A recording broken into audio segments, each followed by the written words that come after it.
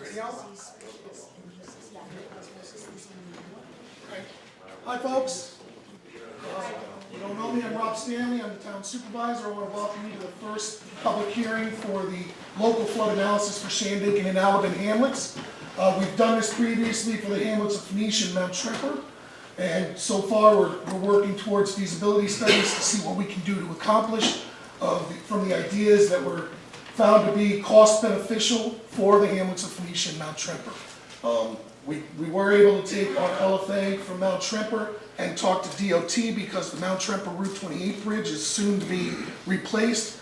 They are taking our modeling and looking at it to try to figure out a better way to reform that bridge so it could allow more floodwaters to pass through so it doesn't inundate the hamlet of Phoenicia or Mount Tremper as much as it has in the past. We're hoping that we get the same ideas out of these meetings. We appreciate you coming here tonight, really getting the hands-on experience, what happened on the ground. You know, as much as Eric, myself, many of the emergency responders were around during that time, we saw only what we could see. We may not have seen your specific backyard or where the flow was going, so we appreciate you being here. I have Mark and Vernon here from Malone and McBroom. They're the engineering firm that has assisted us in the past with these modeling and engineering studies.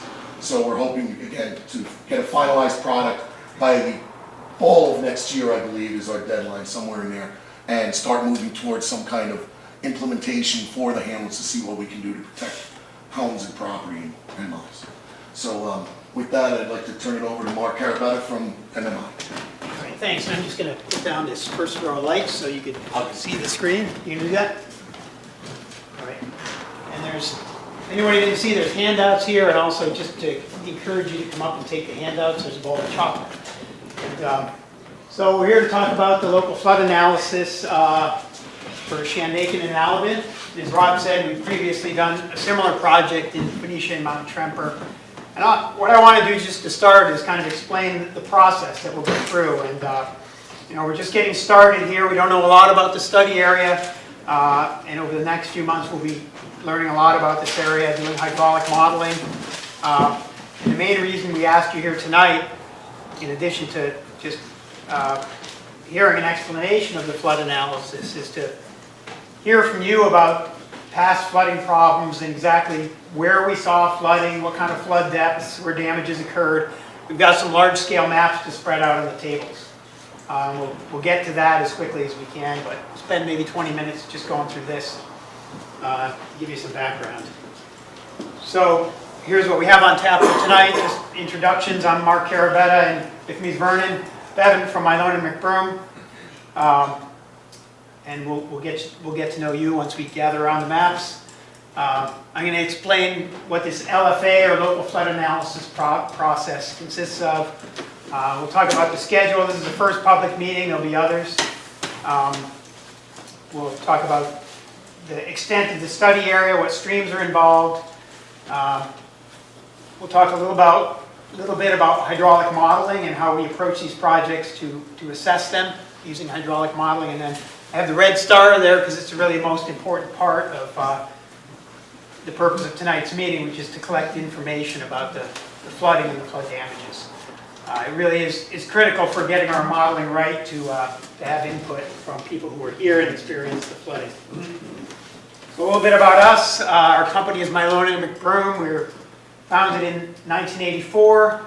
Our main headquarters are in Connecticut. We have an office in New Paltz where Vernon and I work out of. Consists of about 150 people overall. We also have an office in Vermont and Maine, smaller offices. And we've done a lot of work in this area. We've done a lot of work with the town, in Ulster County, Greene County, Delaware County. The basic steps of a local flood analysis, and I'll go through them kind of in broad strokes here and then talk about it in a little more detail each step. We start, as I said, by gathering public input, learning more about the flooding and where it occurred. Then we do an engineering analysis using hydraulic modeling, and we'll go into that a bit more. It really helps us to look at different flood mitigation scenarios and see which ones really work, which ones may sound like a good idea, but they don't really reduce flooding. Then, if we could come up with some ideas that actually reduce flooding, we can look at a benefit cost analysis to find out whether they're cost effective.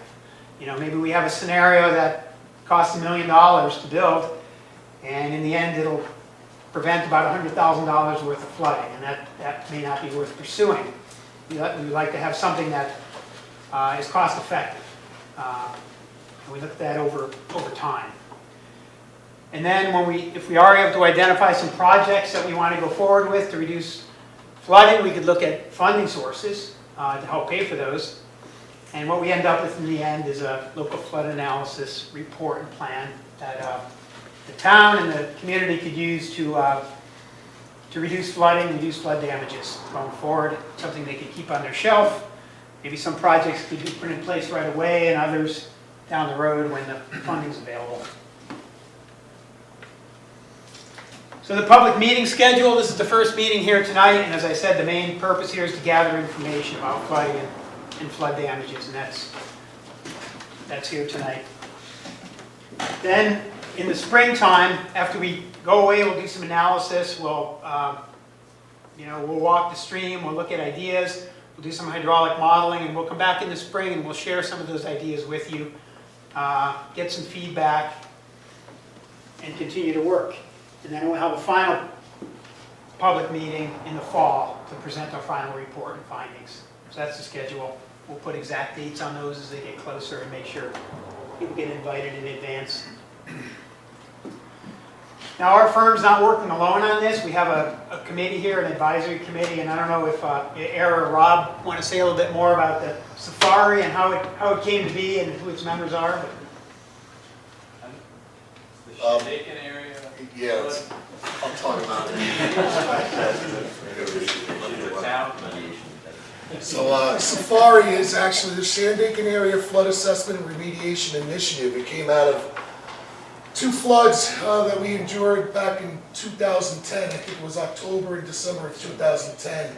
And we had started discussions with the state and state officials, county officials, as to how to relieve Phoenicia. Really, Phoenicia was getting inundated with almost 4 feet of water during those floods. Other parts of the town were minimally affected during those.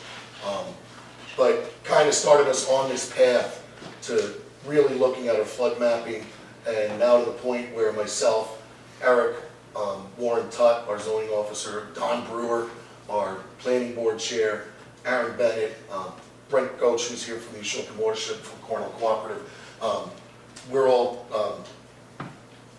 certified floodplain managers with FEMA. So it helps us make our arguments a little bit better and a little stronger. Of course, there's other members of Safari here as well. Mark Lodi from our Zoning Board of Appeals, Phil Escalay from the DEP, John Matheson from the CWC. These are all members that have helped. Timmy has been in a number of these meetings as well. Really going in depth and understanding what's going on with the flood mapping and how to resolve it. When Irene hit, we couldn't have been in a better place than to respond, because we already had some groundwork that was laid down to know what grants to apply for, what funding to apply for, and how to get the help as quickly as we could. So I think it really helped us, and so far it's paying benefits for us. Again, we're looking forward to starting work in Phoenicia and Mount Trepper areas, and hopefully we'll get started on Shandaken and Allaben as soon as we're done with this LFA and see what we can come out with the benefits that we can find. So. And we meet with Safari, we'll do some analysis, and several times between each of those public meetings, we'll sit down as a group and, bounce ideas off of the Safari, and, some things are going to fly in the community, others aren't, and it gives us a chance to talk through a lot of the proposed things we'll propose here. So this is our project. Too, if I could, Mark, before you, yeah, please. I'd like to just say too that there's so many people that have been working behind all this to help us out with these floods, and I just want to say that we want to work with all of you, not that they're going to tell us what they're going to do. Come in here. I noticed that at the first meetings in Mount Trepper, a lot of people say, "Oh, well, you want us to, you want to do this. You want to do." They're not. They're here to work with us. Any ideas we have to give to them is the best that we, is what we should be doing here. It's not somebody telling us what they're going to be doing. It's that we all work together on this, so we all get this accomplished. So when we get floods, we're safer. So I just want to know that everybody's. I know a lot of people were yelling at Mount Trepper like that. Oh, Trent, do this. It's not like that. They're here to help us. They want to hear what what you saw out there and what that can do to help us, you know, fix this flood problem. Yeah. So, Thank you. So this is our project area. So we have, you know, Esopus Creek flowing this way. And the red lines define the project area. And I think they're based on the hamlet boundaries and the extent of the 500-year flood. Is that right, Aaron? How those boundaries were drawn? Yeah, that's Basically it. So Esopus Creek, and then the tributaries, Bushnellsville Creek, and so the project area extends up Bushnellsville, up Esopus. We have the confluence here. We have Fox Hollow and Peck Hollow coming in, and then Broad Street Hollow. And that's the extent of the project area. As I said, we have bigger maps that we could gather around later, and you can see individual houses and that sort of thing. And over here, same project area of overlaying. You've probably seen FEMA maps before. These come off of the FEMA's flood insurance rate maps. And so in red, again, is the project boundary. The blue area on this map, or you can't quite see it here. There, see it? Yellow is the floodway. So the yellow is the floodway. That's the area closest to the stream that has the steepest and swiftest flows. It's defined by FEMA in their modeling, and under the National Flood Insurance Program, development is basically prohibited in the floodway. And then the blue zone is the 1% flood, also called the 100-year flood. Each year it has a statistical chance of occurring, 1 in 100 chance of occurring.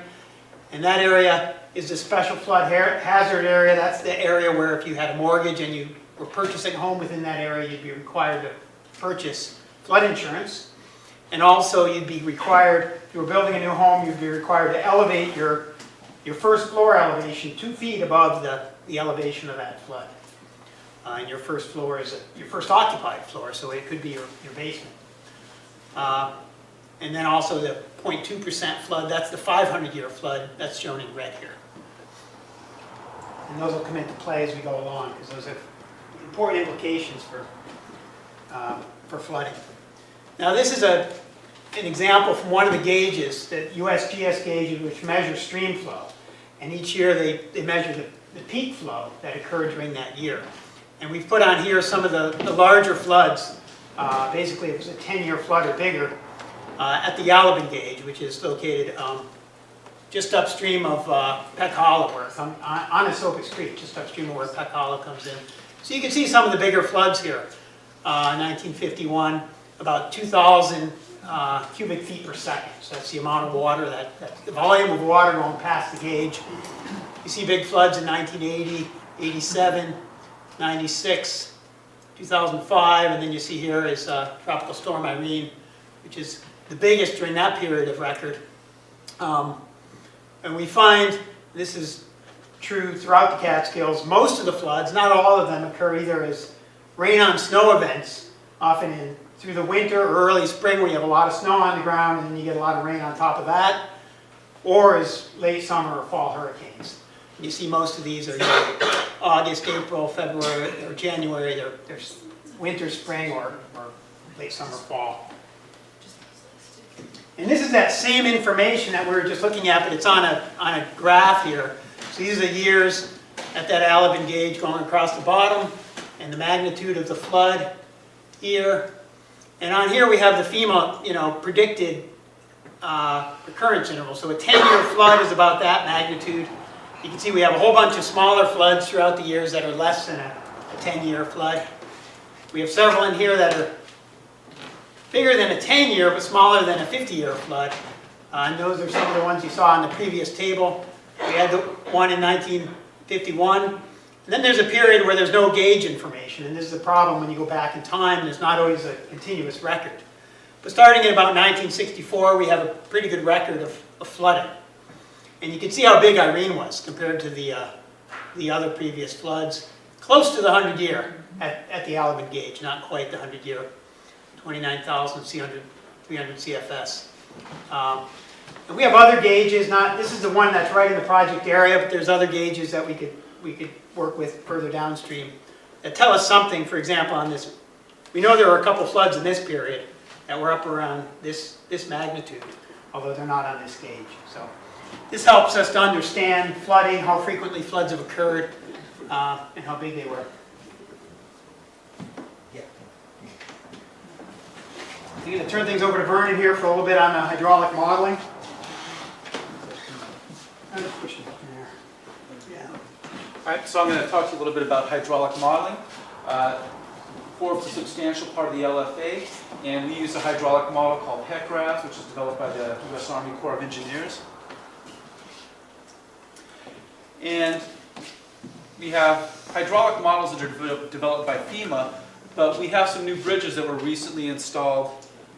One here on Route 42, another one on Route 28, and those are not in the FEMA hydraulic models. So luckily we were able to get the plans from DOT, and we were able to put the new bridge data into the models to kind of simulate the extent and depth of flooding a little bit more. And this is the Route 28 bridge over the Esopus, and it's a bit bigger than the old one. The original bridge went from here to there. The new one goes a little bit further on. So the original bridge was 227 feet long. I think the new one's like 254 feet, so a little bit bigger. And it used to have 3 pillars. Now it only has 1 pillar right here in the center. And then also there's a new bridge over Route 42 in Bushnellsville. And again, they put in a bigger bridge. The original bridge goes between these 2 black pillars here, and the new one is a bit bigger. The original one was 50 feet in width. The new one's about 72, so it should pass greater floods. So what we do with the hydraulic modeling is it allows us to simulate the depth and the extent of flooding that we can be expected to find. And we can model baseline conditions, so before we do any mitigations, and then we can also model various mitigation scenarios and look if that has any effect on the flooding. This is an example here from Arkville, and the existing conditions, this is for the 10-year flood. You can see this is the extent of flooding here, and the proposed condition was to enhance the floodplain areas where you see the green. And when that was run in the hydraulic model, you can see there was a reduction in the extent of floodwaters. Also, it resulted in a decrease in floodwater depths. So in this area here, there was a decrease in depths of 2 to 3 feet, and then in these other orange areas, you had a decrease in depth of 1 to 2 feet. So that's what we can do with the hydraulic model. Look at the existing conditions, think about some alternatives that we come up with, and see if they actually result in a decrease in floodwater depths or extent of flooding. What do you mean by enhance the floodplain? Well, in some areas, people are putting fill in the floodplain. You saw that in our last presentation where they're dumping in things like piles of loose fill. If people come and they dump piles of fill here, that actually it kind of impedes the progress of water on the floodplain. And so you can remove things like that. Other barriers to the passage of floodwaters. They could be piles of earth or areas where the ground surface has been raised. And you would lower those areas so that the water, during flood conditions, the water from the stream can access this floodplain. And when it accesses the floodplain, one is it slows the water's velocity down quite a bit because it has a chance to spread out. And when the water velocity slows down, it tends to be less destructive than if you have fast-moving water. So you convey more water. You're conveying the same amount of water, but over a bigger area. Yes. So that, excuse me, sorry? People that do fill the floodplain, and I mean fill it, what do you do about that? I think that's more of a kind of an enforcement or municipal issue than an engineering issue. It's a good question. I've got a photo later on. You'd think this doesn't happen anymore, right? But I've got a photo later on of just this pile of dirt in the floodplain. It's No, like, I'm there it talking is. about, I'm talking about a lot of fill, Yeah. and you call the forest rangers, they'll get back to you. The conservation officer walks it and says, I don't think that's right, but I'll get back to you. Albany says, geez, I'll send somebody down. New Paltz says, gee, let's take a look at that. Years go by, and it just gets worse and worse. Who is gonna put a stop to that? I mean, just give me, just give me a name, because I call them all. And it's, who? If it's a regulated flood, that means if it's mapped by FEMA, then there's a law within the town that says you're not supposed to put filter. I've heard all that before though.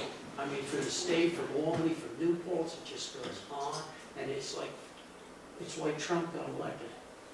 I'm telling you, because nobody listens to, people are tired of it. Anyway.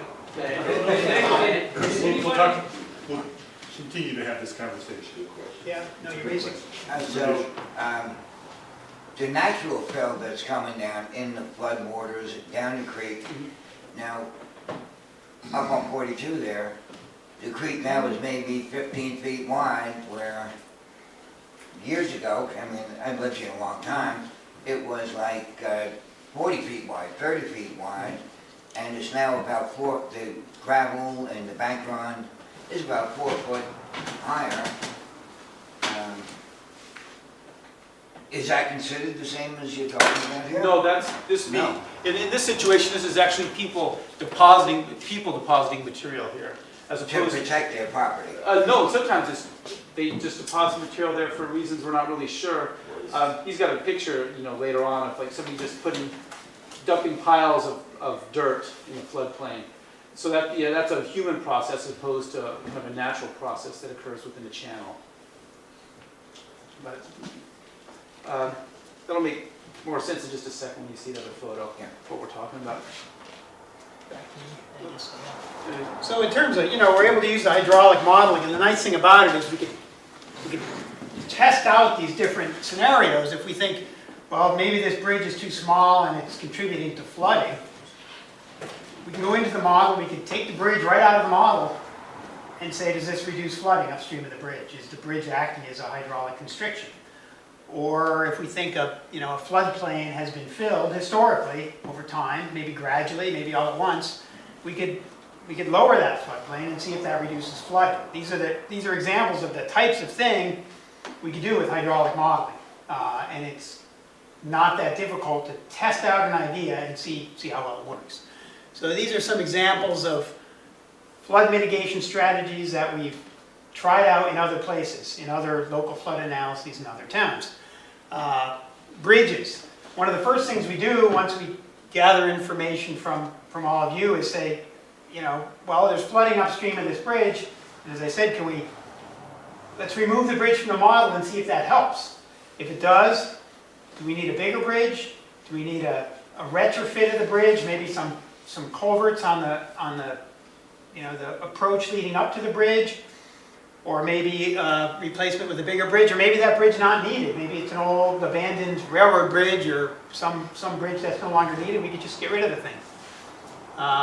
Channel alteration. Maybe a channel is undersized to convey the flood flows, and we're able to widen the channel or realign the channel.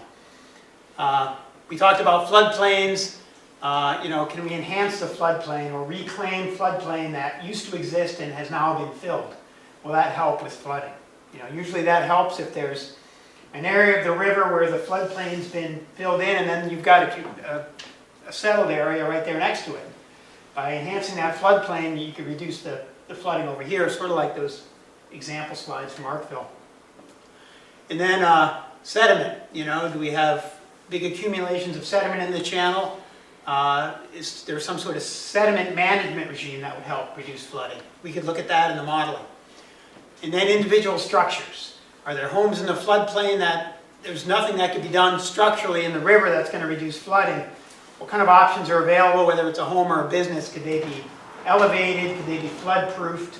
Are they better off being relocated to another location voluntarily? So these are all things we could look at. These are the types of things we could look at.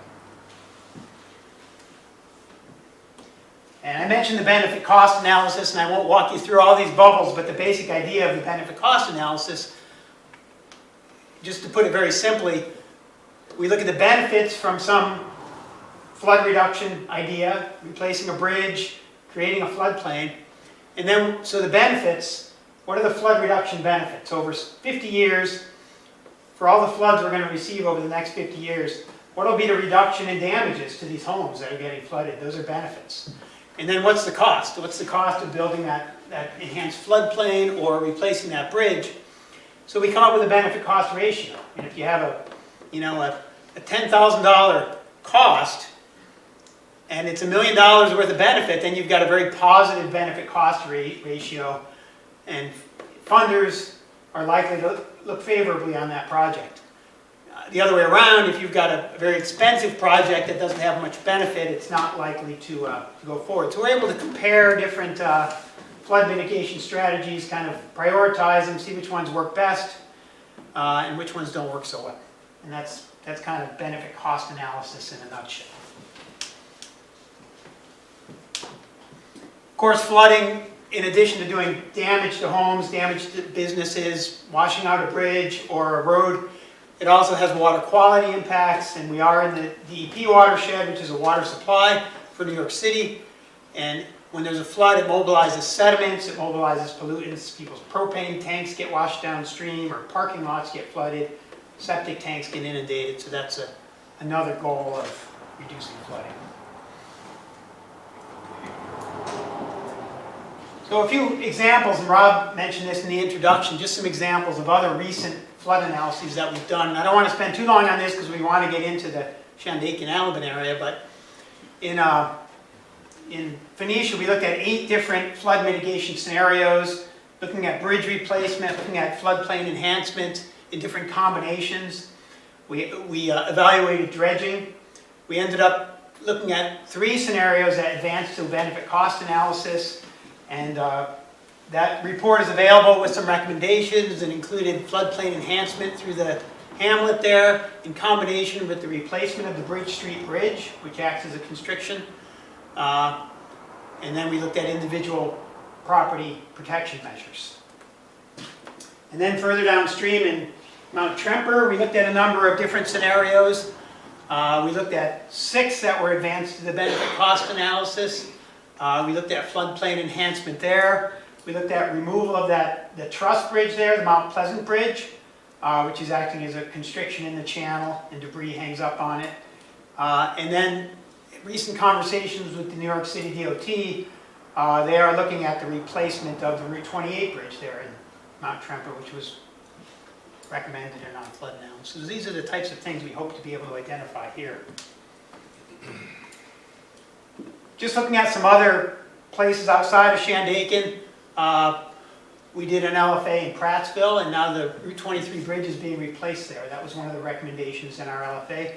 They're actually not just replacing the bridge at its current width, but they're actually replacing it with a wider bridge where in the future they'll be able to widen the channel there and create some floodplain in that area. Because once they've replaced that bridge with a bridge that's the same size as the old one, we're kind of limited in what we could do there. So working together with the DOT, they've been able to make some progress there. In Wyndham, the relocation of G&H lumber is being explored and some floodplain enhancement in that area. And then in Walton, they're proceeding with a floodplain reclamation project along the west branch of the Delaware. And here's the pile of fill while we're out there. There's a pile of soil, sitting there in the floodplain. If you imagine if that happens every year for 100 years, it amounts to quite a bit of material that you put in the floodplain. And that project will not only lower the floodplain and allow more conveyance of water through the town, it was actually